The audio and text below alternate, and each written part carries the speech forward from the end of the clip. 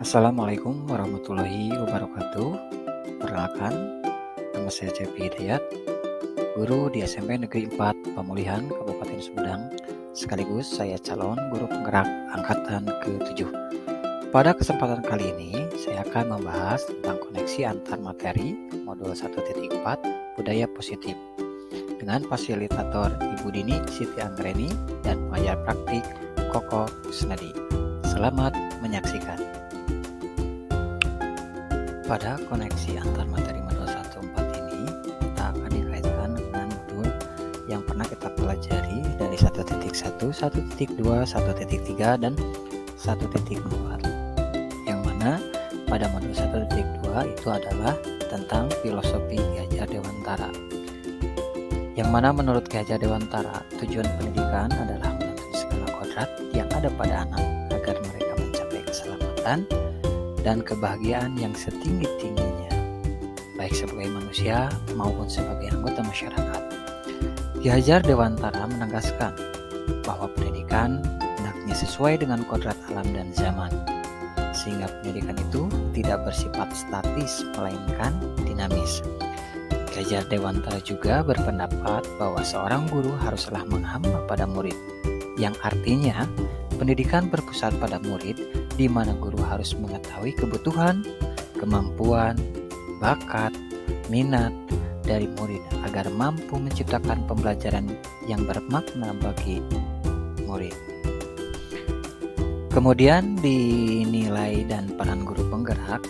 Dari pernyataan Ki Hajar Dewantara tersebut, seorang guru harus memiliki nilai dan mampu menjalankan perannya sebagai guru penggerak agar mampu menciptakan pembelajaran yang berpihak pada murid, sehingga menghasilkan murid yang menuju kebahagiaan yang setinggi-tingginya.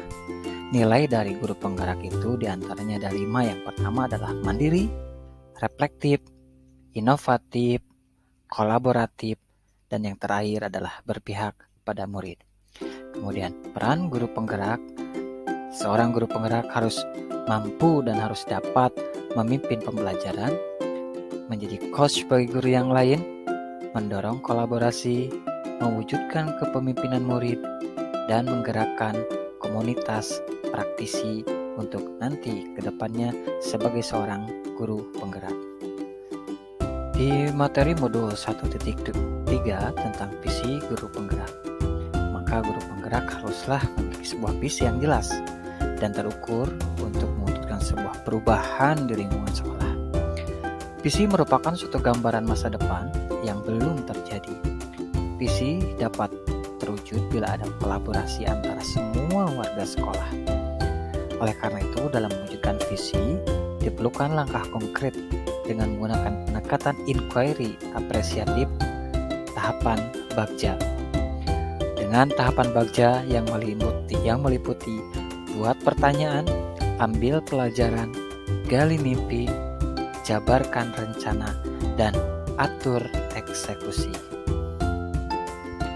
Setelah seorang guru penggerak menjalankan atau membuat suatu prakarsa perubahan dengan tahapan bagja, maka akan tercipta sebuah budaya positif yang mana dipelajari di modul 1.4. Dengan budaya positif ini akan menimbulkan rasa aman dan nyaman pada murid dalam proses pembelajarannya. Budaya positif juga dapat mendorong murid untuk berpikir, bertindak, dan mencipta yang mandiri, merdeka, dan bertanggung jawab. Dari keempat modul yang dipelajari, semuanya akan saling berkaitan satu sama lainnya, sehingga akan tercipta suatu pembelajaran, pemahaman yang berpihak kepada murid dan menentukan langkah masa depan sebagai seorang guru penggerak ke depannya nanti.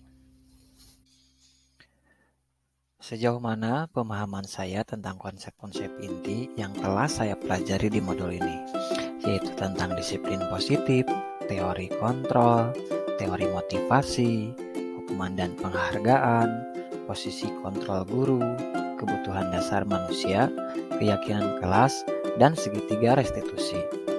Apakah hal-hal yang menarik untuk saya dan di luar dugaan? Yang pertama adalah disiplin positif. Disiplin positif adalah suatu proses dalam mendidik anak untuk melakukan kontrol diri dan pembentukan kepercayaan diri mereka.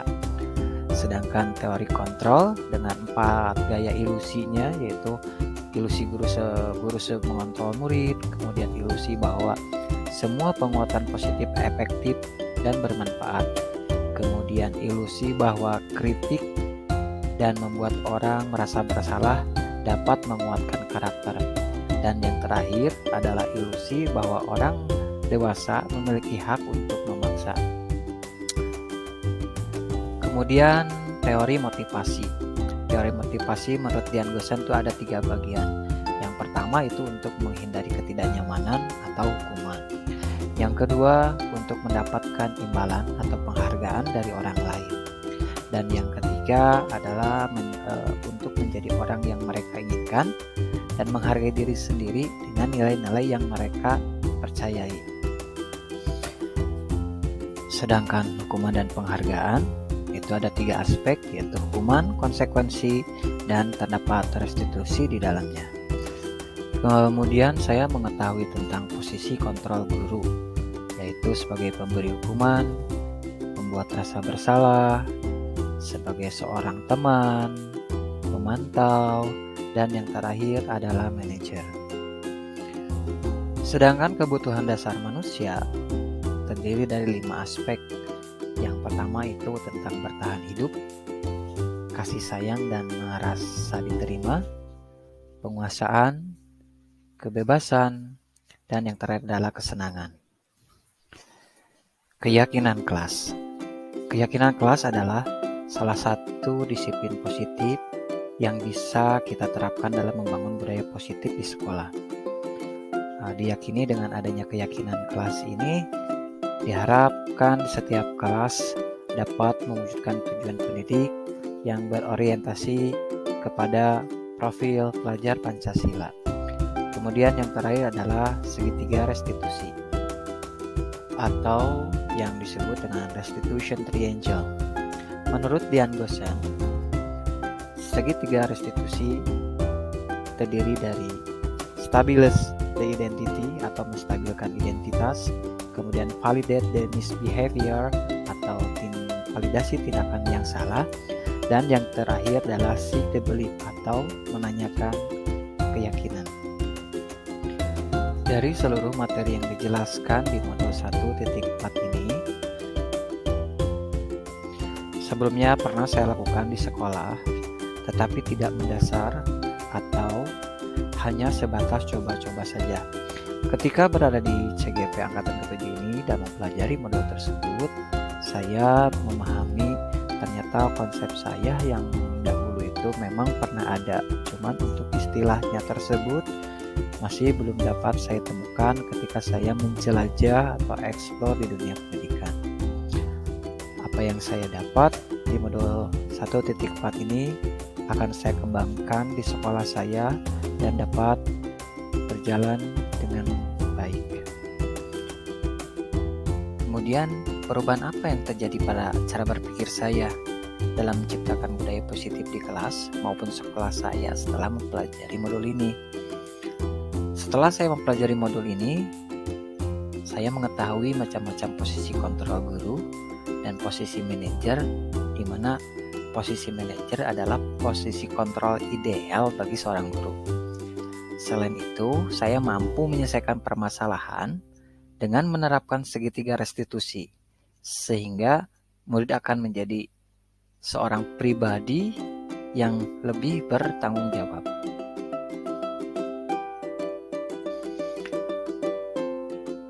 Pengalaman seperti apakah yang pernah saya alami terkait penerapan konsep-konsep inti dalam modul budaya positif, baik di lingkup kelas maupun sekolah saya? Dalam memposisikan diri sebagai guru, saya sering memposisikan sebagai teman dan pembuat rasa bersalah. Padahal posisi ideal bagi guru ialah sebagai manajer. Sehingga saya perlu membiasakan diri lagi, memposisikan diri sebagai manajer dalam keseharian saya di sekolah sebagai seorang guru. Kemudian, bagaimanakah perasaan saya ketika mengalami hal-hal tersebut? Perasaan saya lebih bersemangat untuk bisa memposisikan diri sebagai manajer dan menerapkan segitiga restitusi dalam permasalahan yang terjadi di sekolah. Karena dengan hal tersebut, sejatinya guru tengah membentuk rasa tanggung jawab pada murid untuk menemukan solusi dari permasalahan yang dihadapi, dan tentunya akan muncul kesadaran intrinsik pada diri murid itu sendiri. Menurut saya, terkait pengalaman dalam penerapan konsep-konsep tersebut, hal apa sajakah yang sudah baik dan apakah ada yang perlu diperbaiki? Hal baik yang sudah ada yaitu penerapan keyakinan kelas, nilai-nilai kebajikan, serta disiplin positif. Kemudian hal yang perlu diperbaiki yaitu posisi kontrol guru yang sebelumnya lebih banyak berada di posisi teman, seharusnya memposisikan diri sebagai manajer, di mana posisi manajer merupakan posisi kontrol paling ideal dan mampu memunculkan kesadaran dalam diri murid. Sebelum mempelajari modul ini, ketika berinteraksi dengan murid, berdasarkan 5 posisi kontrol, posisi manakah yang paling sering saya pakai? Dan bagaimana perasaan saya saat itu? Setelah mempelajari modul ini, posisi apa yang saya pakai?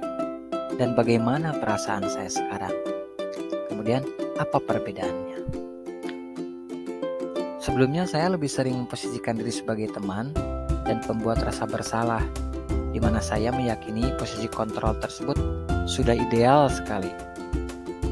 Tetapi setelah mempelajari modul ini, saya memahami mengenai posisi kontrol manajer yang ideal bagi guru, sehingga mampu membentuk murid yang bertanggung jawab saat memperbaiki kesalahannya dan menunjukkan kesadaran intrinsik dalam dirinya sendiri.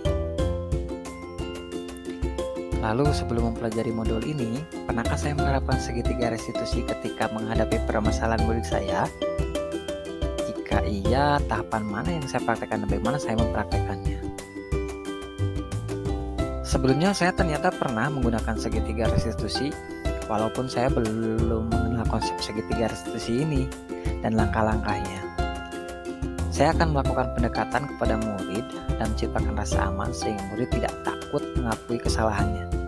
Dan setelah itu, saya berusaha meminta murid untuk mencari solusi dari permasalahan yang mereka hadapi. Walaupun saat itu saya tidak utuh dalam penerapan segitiga restitusi. Karena pada saat mempelajari segitiga restitusi ini dan menjadi seorang guru penggerak, saya baru tersadar bahwa pernah saya melakukan itu, namun untuk istilahnya saya belum mengetahui. Sehingga di calon guru penggerak ini, saya akan memaksimalkan kemampuan saya ketika mempelajari modul ini dan menerapkannya di lingkungan sekolah tempat saya bekerja. Selain konsep-konsep yang disampaikan dalam modul ini, adakah hal-hal yang menurut saya penting untuk dipelajari dalam proses menciptakan budaya positif, baik di lingkungan kelas maupun di sekolah? Jelas ada. Keterkaitan antara modul yang satu dengan yang lain akan sangat berkaitan erat apabila kita dapat memadu padankan sehingga pelajaran yang diambil ketika mempelajari modul akan sangat berkaitan satu sama lainnya.